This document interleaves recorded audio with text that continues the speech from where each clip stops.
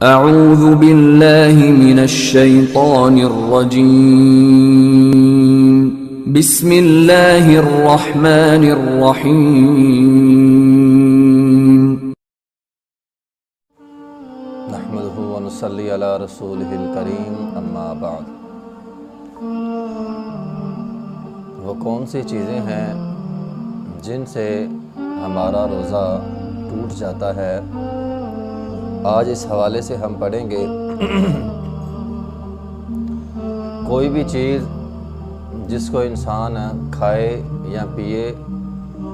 اس کے ساتھ انسان کا روزہ ٹوٹ جاتا ہے، لیکن اس میں اس بات کا خیال رکھیں کہ اگر کوئی آدمی بھول کر کھا پی لیتا ہے تو بھول کر کھانے اور پینے سے روزہ نہیں ٹوٹتا۔ ہاں، البتہ کسی نے جان بوجھ کر کھایا ہے یا جان بوجھ کر پیا ہے، اسے پتہ تھا میرا روزہ ہے اور یہ اس کھانے اور پینے سے روزہ ٹوٹ جاتا ہے، لیکن اس کے باوجود اس نے کھایا اور پیا، اس سے انسان کا روزہ ٹوٹ جاتا ہے۔ اسی طرح اگر کوئی آدمی جان بوجھ کر قے کرے، اس سے بھی روزہ ٹوٹ جائے گا۔ ہاں، اگر کسی کو معمولی قے ویسے ہی بیماری کی وجہ سے آ جائے، اس سے تو روزہ نہیں ٹوٹتا، لیکن اگر کوئی جان بوجھ کر قے کرتا ہے، اس سے بھی انسان کا روزہ ٹوٹ جاتا ہے۔ حدیث کے الفاظ ہیں وَإِنِ اسْتَسْقَىٰ فَلْيَقْضِ، جو آدمی جان بوجھ کر الٹی کرے، اس سے اس کا روزہ ٹوٹ جائے گا۔ اسی طرح اگر کسی عورت کو حیض اور نفاس شروع ہو جائے، اس سے اس کا روزہ ٹوٹ جائے گا۔ اسی طرح اگر کوئی آدمی اپنے ناک میں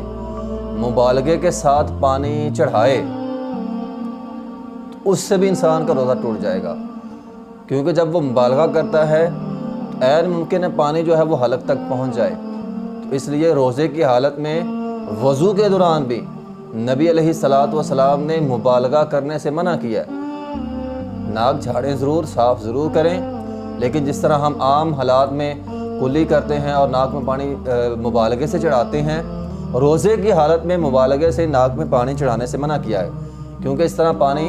حلق تک پہنچ سکتا ہے اور اس سے انسان کا روزہ ٹوٹ جاتا ہے۔ اسی طرح منہ کے علاوہ جسم کے کسی اور حصے سے انسان مثلا کوئی زخم ہے، یا ناک کے ذریعے، آنکھ کے ذریعے، کان کے ذریعے، یا کسی نالی کے ذریعے، کسی بھی طریقے سے انسان کے جسم میں اگر غذا پہنچ جائے تو اس سے بھی روزہ ٹوٹ جاتا ہے، کیونکہ ابن عباس رضی اللہ تعالیٰ عنہ ان کا قول ہے الصوم مما دخل ولیس مما خرج، روزہ ان چیزوں سے ٹوٹتا ہے جو انسان کے جسم کے اندر داخل ہوتی ہیں، جو نکلتی ہیں ان سے روزہ نہیں ٹوٹتا۔ یعنی انہوں نے یہ اصول بیان کر دیا، جو چیز نکلے گی اس سے روزہ نہیں ٹوٹے گا، جو داخل ہوگی اس سے روزہ ٹوٹ جائے گا، چاہے وہ کسی بھی ذریعے سے ہو، نالی کے ذریعے ہو، منہ کے ذریعے ہو، آنکھ کان کے ذریعے ہو، اس سے روزہ انسان کا ٹوٹ جاتا ہے۔ اسی طرح اگر کوئی آدمی سنگی لگواتا ہے، اس کے بارے میں ویسے تو اختلاف ہے، بعض علماء کا کہنا ہے کہ سنگی لگوانے سے روزہ ٹوٹ جاتا ہے، اور بعض کا کہنا ہے نہیں ٹوٹتا، اور دونوں قسم کی احادیث ملتی ہے۔ بعض احادیث ہیں کہ نبی علیہ الصلاۃ نے سنگی لگوائی اور آپ نے روزے کی حالت میں سنگی لگوائی، اور بعض احادیث ہیں کہ نبی علیہ الصلاۃ نے فرمایا افطر الحاجم والمحجوم،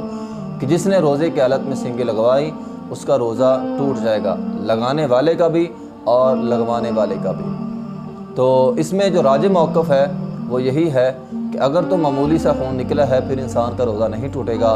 ورنہ راجح موقف یہی ہے کہ اگر کوئی آدمی سنگیاں لگواتا ہے اپنے جسم کے مختلف حصے میں تو اس سے انسان کا روزہ ٹوٹ جائے گا، کیونکہ یہ بخاری کی حدیث ہے افطر الحاجم والمحجوم، سنگی لگانے والا اور لگوانے والا دونوں کا روزہ ٹوٹ جائے گا۔ اسی طرح اسی مناسبت سے آج ہمارے ہاں جو خون کا عطیہ ہم دیتے ہیں، تو اگر تو خون تھوڑا بہت نکالا جائے پھر اس سے روزہ نہیں ٹوٹے گا، لیکن اگر زیادہ مقدار میں اگر کوئی آدمی اپنے جسم سے خون نکالتا ہے تو اس سے انسان کا روزہ ٹوٹ جائے گا، کیونکہ زیادہ خون نکالنا یہ بیماری کے زمرے میں آ جائے گا، اور بیمار آدمی کو ویسے بھی شریعت نے رخصت دی ہے تو اپنا روزہ وہ چھوڑ سکتا ہے۔ اسی طرح بعض اوقات انسان ایسی چیزیں ہیں جو غذا تو نہیں ہیں لیکن وہ غذا کے حکم میں ہوتی ہیں، ان سے بھی روزہ ٹوٹ جائے گا۔ مثلا آدمی کوئی دوائی کھاتا ہے، کوئی ڈرپ لگوا لیتا ہے، اسی طرح انجیکشن لگوا لیتا ہے، تو ان سے بھی روزہ ٹوٹ جائے گا۔ انجیکشن دو قسم کا ہوتا ہے، ایک وہ ہوتا ہے جس سے انسان کو طاقت ملتی ہے، تو طاقت کا انجیکشن اس سے، اسی طرح طاقت والی ڈرپ، اس سے انسان کا روزہ ٹوٹ جائے گا۔ کیونکہ یہ بات یاد رکھیے، شریعت ہمیں اصول دیتی ہے، تو اصول یہ ہے کہ شریعت کی نص جس معنی میں مشتمل ہوگی، یعنی شریعت نے ایک چیز نص بیان کی ہے، وہ نص جس معنی میں مشتمل ہوگی، وہ معنی جس چیز میں پایا جائے گا، ان تمام کا ایک حکم ہے۔ تو شریعت کی نص غذا ہے، غذا کھانے سے روزہ ٹوٹتا ہے۔ اب غذائیت جس چیز میں پائی جائے گی، اس کے انسان کے جسم کے اندر جانے سے روزہ ٹوٹ جائے گا۔ تو انسان اگر انجیکشن کے ذریعے یا ڈرپ کے ذریعے طاقت حاصل کرتا ہے، تو غذائیت حاصل کرتا ہے، اس سے انسان کا روزہ ٹوٹ جائے گا۔ ہاں البتہ اگر کوئی درد کم کرنے کا ٹیکہ ہے